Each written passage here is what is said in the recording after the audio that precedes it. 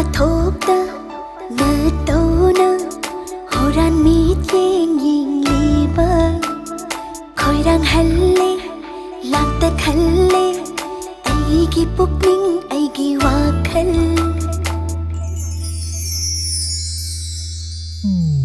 nu puthokda na tona horan mit yeng ying liba khoirang halle lakta khalle aigi pukning aigi wakhal hai rose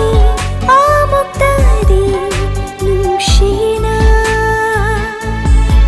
fonglo se naning tamna wahaido aibu nungsi nushihana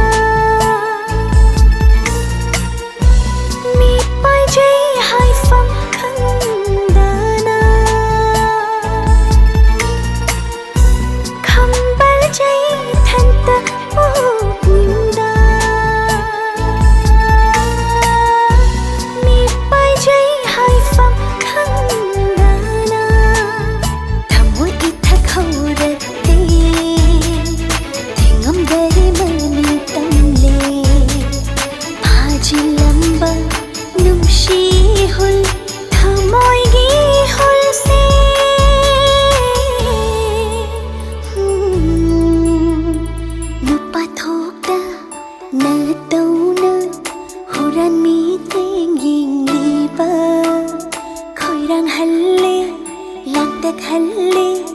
aigi pukning aigi wakhal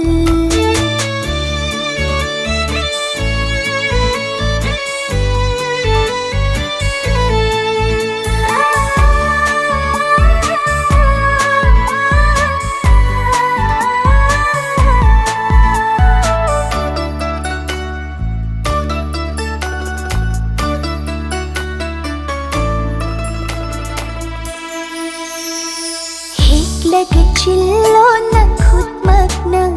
oi biro na pagi nacho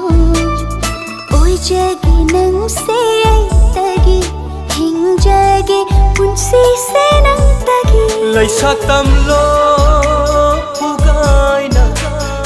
aigi pukning lai konda nang se aigi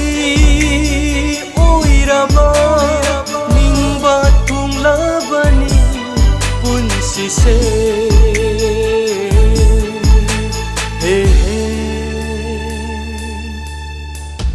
nang si aigi oiraba ningba thunglabani punsi se nang si aigi oiraba ningba thunglabani punsi se